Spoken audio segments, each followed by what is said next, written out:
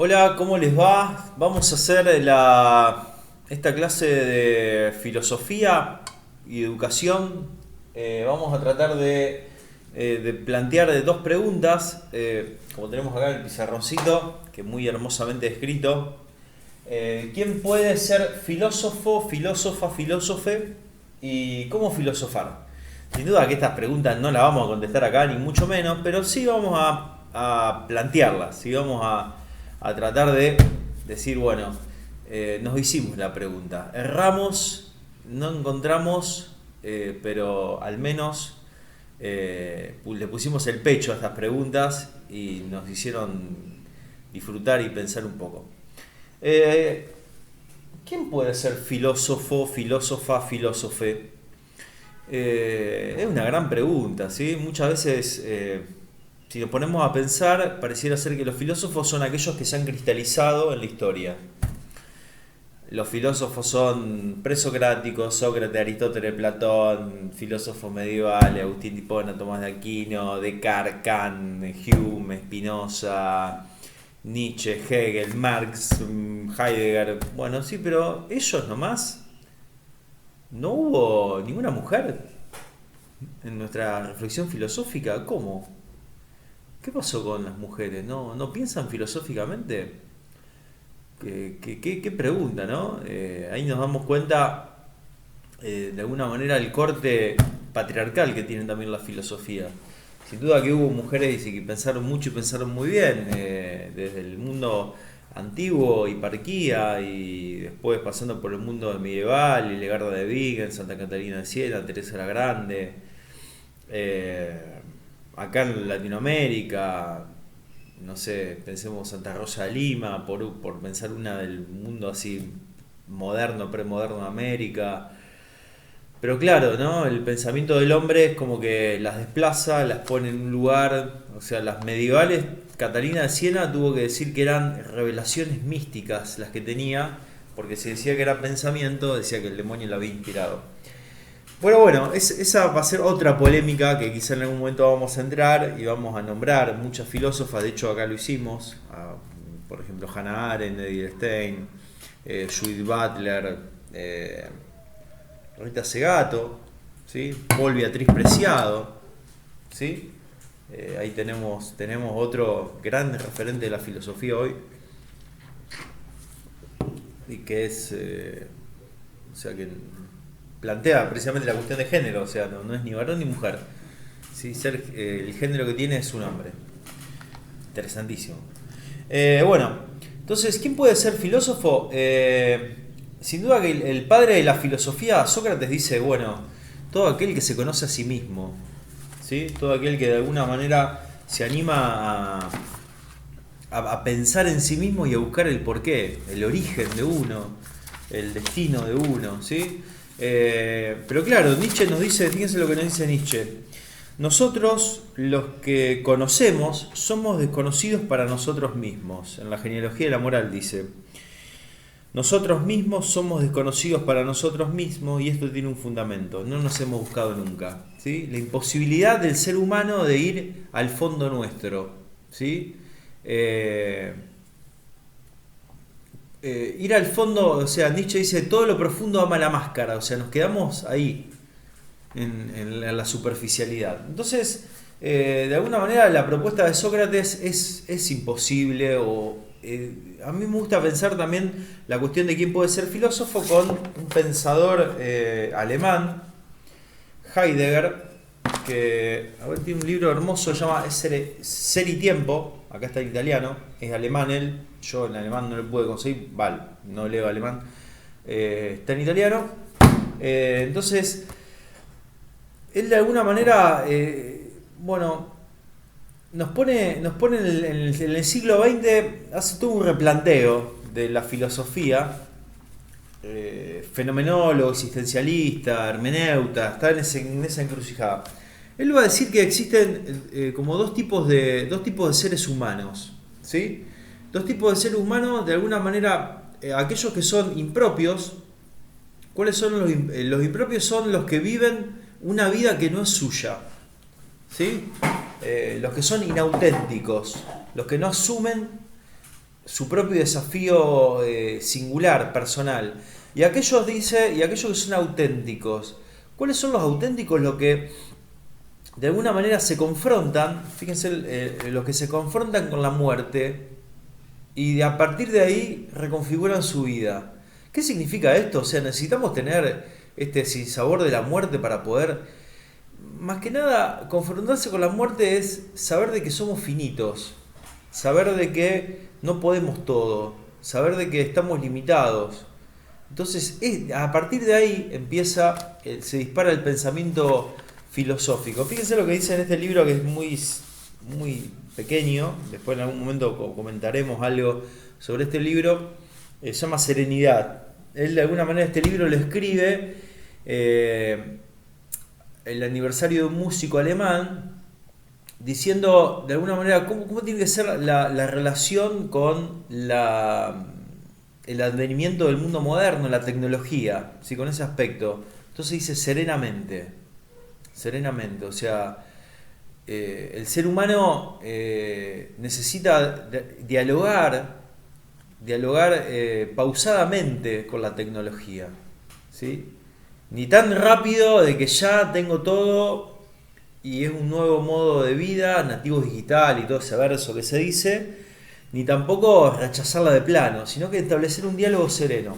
Dice, fíjese lo que dice acá, dice, hay dos tipos de pensares, cada uno de los cuales, a su vez y a su manera, es justificado y necesario, el pensar calculador y la reflexión meditativa. El hombre impropio, de alguna manera, establece su vida sobre el pensar calculador. ¿Qué es el pensar calculador? Aquel que de alguna manera instrumentaliza, va a decir la escuela de Frankfurt, la que instrumentaliza la realidad. ¿Qué es instrumentalizar la realidad? Sencillamente decimos esto: pensar que todo lo que nosotros consideramos real es un medio para un fin humano. Y el fin de la modernidad, del pensamiento así ilustrado, es el afán de lucro y poder. Entonces todo aquello que se encuentra a mi alcance es un medio para que yo crezca en poder y en guita, por decirlo así, ¿no? Entonces esto es un poco lo que denuncia, lo que dice Adorno. Entonces el pensar calculador, el pensar impropio del ser humano, es ese pensar que de alguna manera se enroscan las cosas en la mundanidad, en el sentido mundo como aquello que me circunda, ¿sí? Y lo propone como algo instrumental, como un medio para, ¿sí? Y la reflexión meditativa, reflexus, es este movimiento con el brazo, ¿no? Es de volver a... reflexión significa volver a doblar, o sea, la vida va, la vida... Mira el movimiento que le hago, parezco Sandro. La vida va, y yo cuando pienso, reflexiono, o sea, vuelvo a que el pensamiento pase de vuelta por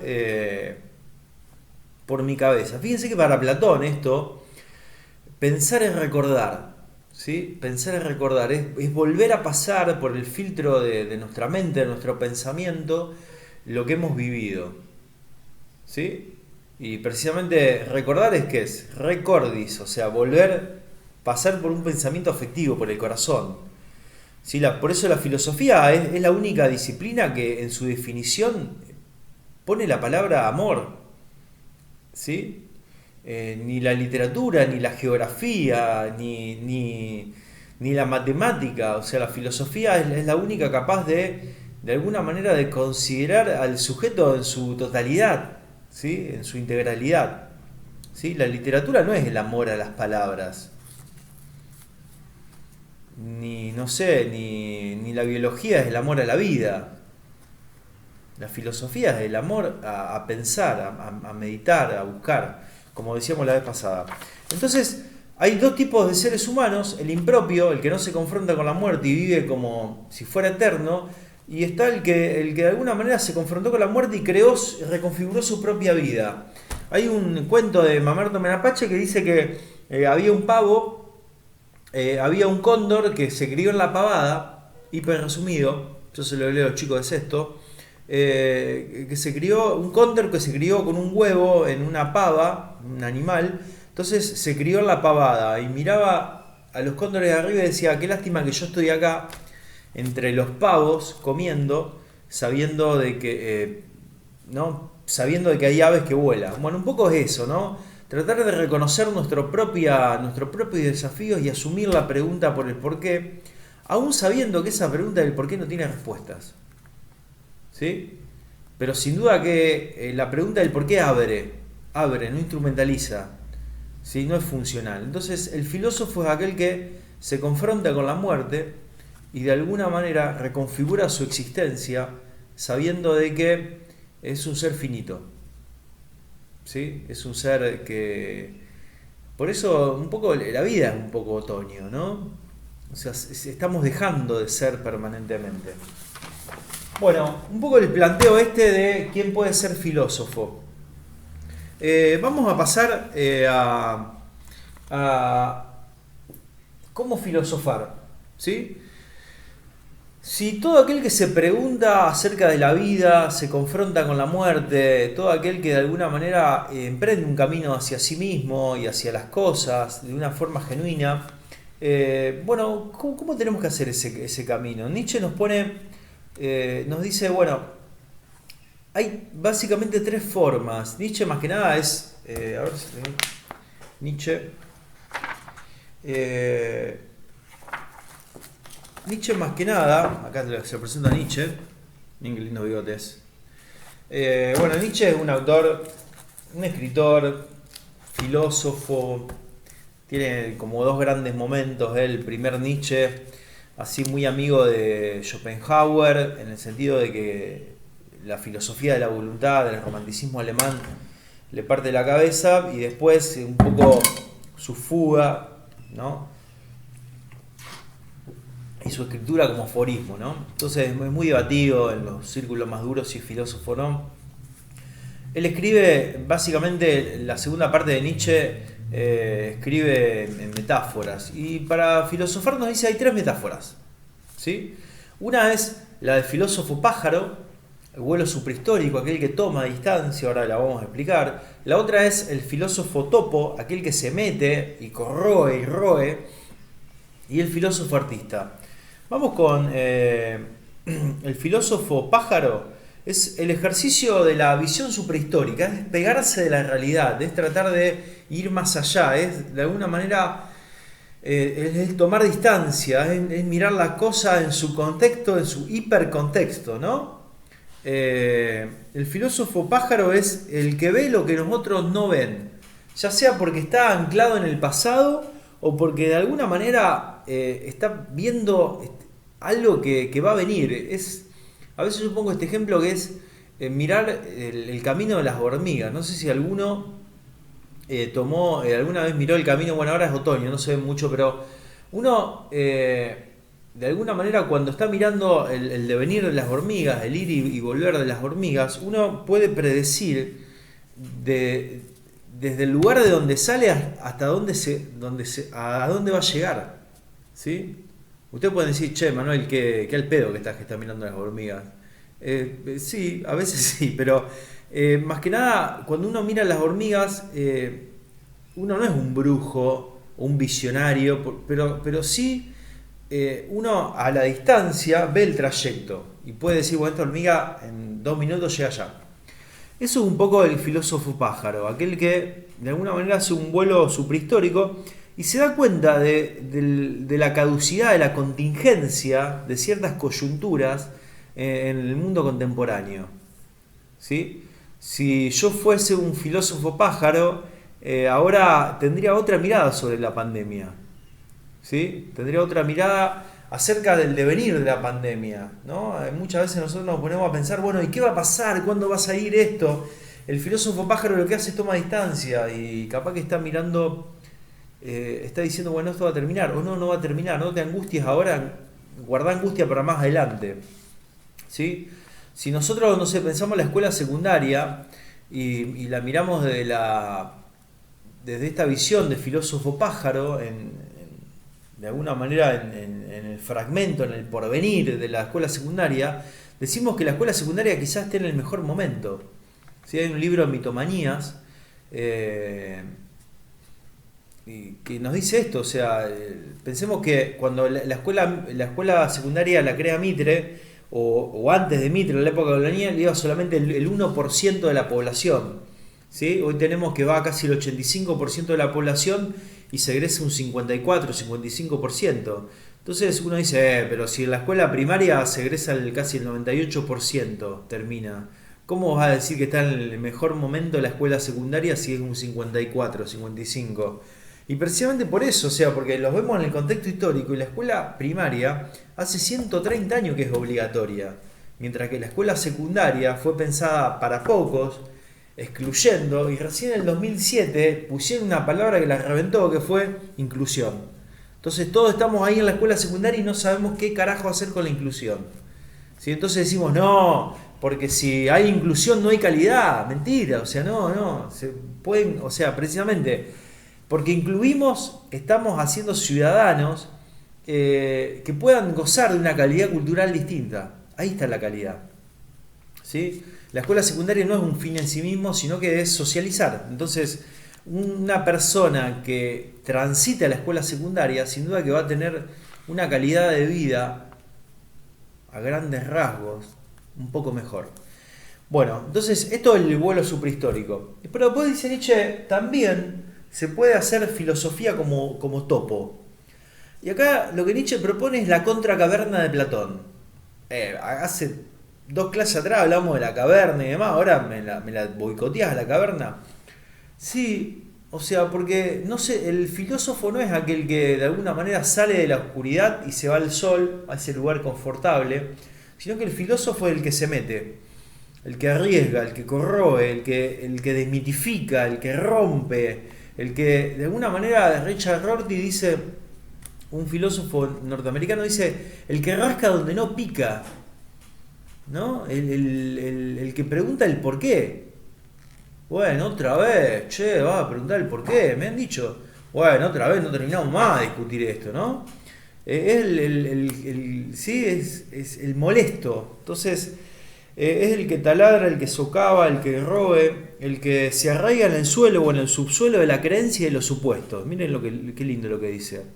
Nietzsche lo que va a ser un gran crítico, por ejemplo, con esta idea de que Dios ha muerto. Me acuerdo que cuando estudiaba yo en Buenos Aires iba caminando a la facultad y había una pared que decía Dios ha muerto, Nietzsche, graffiti, ¿no? Y abajo decía Nietzsche ha muerto, Dios. ¿Sí? A ver, bueno, ¿cuál de los dos? ¿No? Tenía razón. Pero bueno, eso es lo que dice Nietzsche, es toda interpretación. Esta idea de que hay un Dios así suprahistórico, omnisciente, que ve hasta lo más profundo de nuestra vida, ve cuando vamos al baño, qué nos tocamos, qué nos hacemos, qué comemos, ¿no? ¿Qué pensamos? Bueno, ese Dios tiene que morir. Si ustedes quieren entender, Nietzsche se está peleando con el Dios puritano, el Dios moral, el Dios del deber ser, el Dios kantiano, ¿sí? Ese Dios que está todo el tiempo lesión cerebral, ¿no? El Dios de la culpa, ¿sí? Ese Dios es propio de una cultura protestante alemana, ¿no? Muy estructurada. Entonces, dice, el cristianismo funcionó como un platonismo para la gente, o sea, el cuerpo es la cárcel del alma, dice Platón, ¿sí? El cristianismo reparte esa idea por todo el mundo. Y entonces el filósofo topo es aquel que dice, bueno, che, a ver, ¿cómo que el cuerpo es la cárcel del alma? ¿Qué es el alma? Bueno, sí, dice Descartes, el alma es el yo, ¿no? El alma es el pensamiento de uno. Entonces el yo pienso, bueno, pero el yo, dice Freud, tiene abajo un inconsciente. Bueno, pero ¿y qué es esto? Dice Lacan. Bueno, son palabras. ¿Y dónde saca? De Nietzsche. O sea, el yo son un conjunto de palabras que se van amalgamando de forma de que nosotros tengamos un lugar, una piedra segura. Ah, no, porque yo soy así. ¿No vieron que? Y bueno, yo soy así. Así terminan las discusiones. ¿Qué crees que haga? Yo no puedo cambiar, porque yo siempre fui así. ¿Y cómo fuiste? Y no, testarudo, cabeza, ¿no? Entonces son todas palabras que nosotros vamos amalgamando para decir que hay algo por debajo de esta materialidad o esta espontaneidad. Nietzsche dice, debajo de esto, ¿saben lo que hay? Nada. Lo que pasa, dice Derrida, que Occidente no se la banca esta idea de que no hay nada, de la angustia que produce saber de que no somos nada, que estamos acá, de que somos un animal más, un animal más. Y esta es un poco la gran idea de Nietzsche, o sea, Dios ha muerto, porque en el fondo también lo que dice Nietzsche con la idea del superhombre es que el hombre ha muerto. ¿Sí? Esto lo trae mucho Foucault. ¿Por qué? Porque en el fondo somos animales, somos pulsiones. ¿Sí? El gran invento del ser humano es la idea de hombre, de creer que somos superiores, de creer que tenemos una moralidad, que dominamos la realidad. Miren, un virus nos domina a nosotros. Entonces, bueno, el ejercicio del topo es eso, ir contra todo, ir al frente, ¿sí? Es de alguna manera acelerar, dice Nietzsche, el proceso de derrumbe, ¿no? Acelerar el proceso.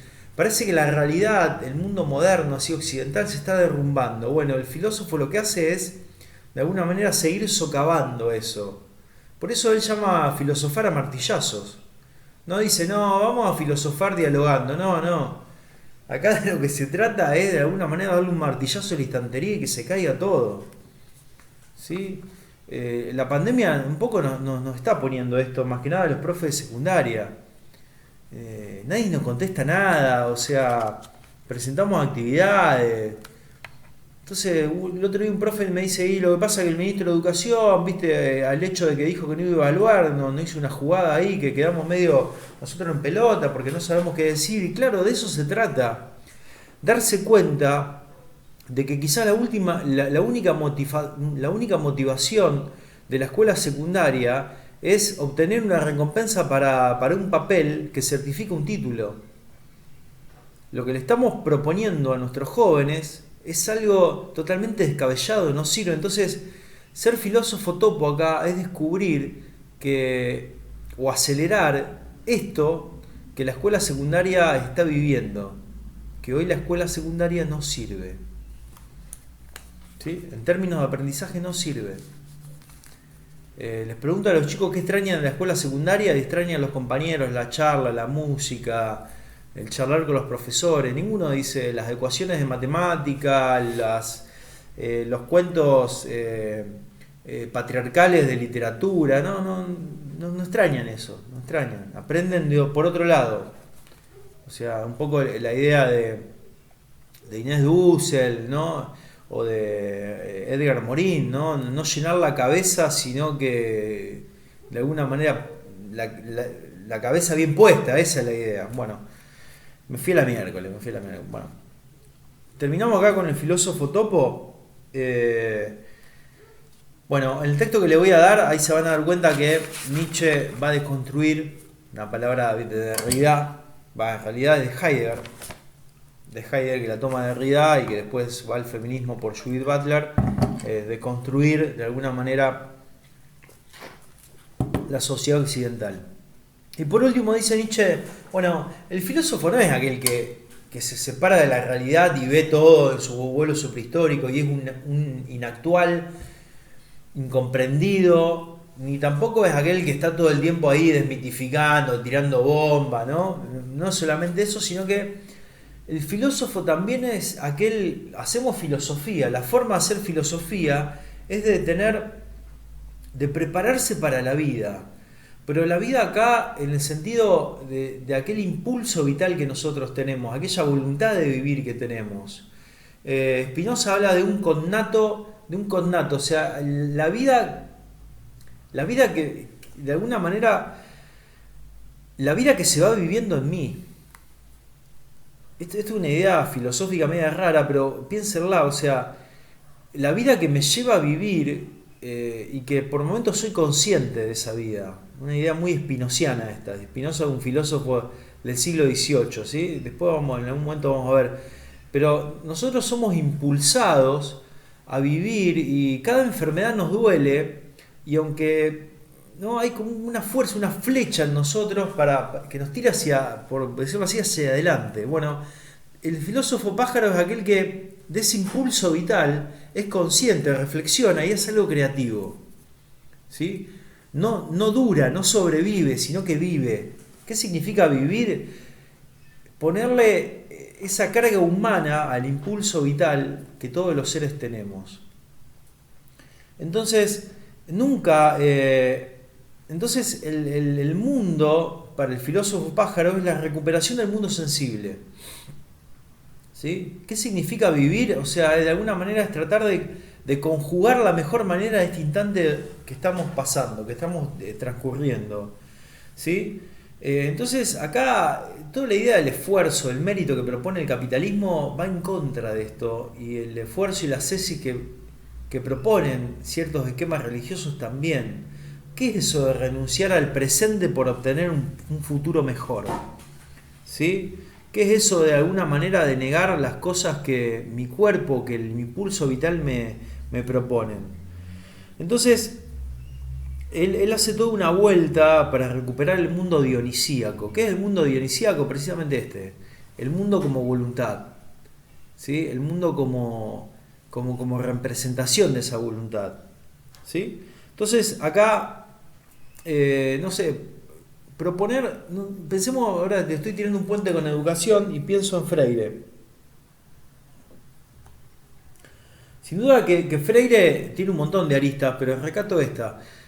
Piensen, el chabón, o sea, se dio cuenta que había un montón de gente, de paisanos suyos, que la estaban pasando mal y precisamente y se da cuenta de que estaban políticamente errando porque elegían a representantes que no representaban sus derechos, ¿sí? Sus intereses. Entonces, lo que hace el tipo es, de alguna manera, no solamente hacer un diagnóstico histórico, bueno, esto pasa desde que el español llega acá, o el portugués llega acá, ni tampoco es un tipo de desmitificador 100%, o sea, él deconstruye la educación. No sé, pensemos en el aspecto filósofo topo de Freire que dice: che, muchachos, educar no es transferir conocimiento. Déjense de hinchar las bolas con que se tienen que saber las tablas, que tienen que saber el poema del Miocid, que tienen que... Basta, no es transferir conocimientos. Educar de alguna manera es tomar el mundo en donde estamos y establecer un diálogo con el mundo y con los otros. ¿Sí? Y acá está la propuesta creativa. ¿Cuál es el mundo del zafrero, del campesino que toma Freire? Bueno, el del alfabetismo y de la explotación. Entonces dice, bueno, educar significa eso. Educar es tomar lo del otro y ofrecer algo creativo. O sea, que el otro pueda leer y escribir para poder transformar su realidad. Y acá nos damos cuenta cuando Freire, de alguna manera, es filósofo artista.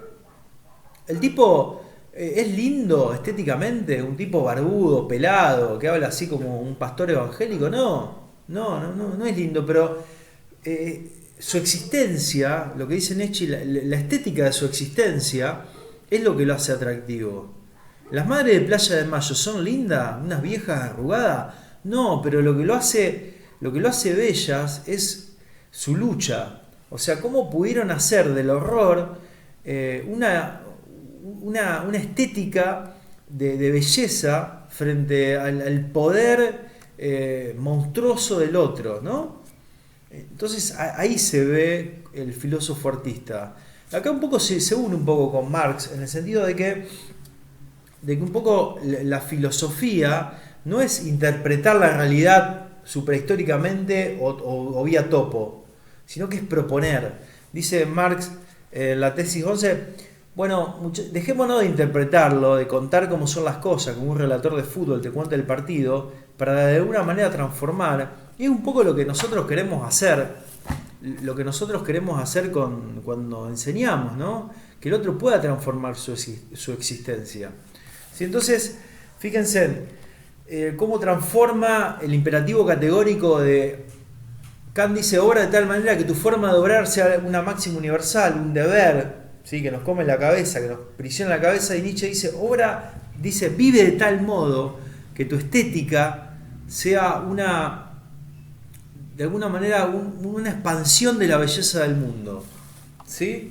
Esto es un juego, por eso de alguna manera Nietzsche propone el filósofo la imagen del niño, pero no en su modo más naif, sino el niño en el que sabe que la relación con las cosas, el conocimiento, que es un modo de vincularnos con las cosas, tiene algo de metáfora y de lúdico, ¿sí?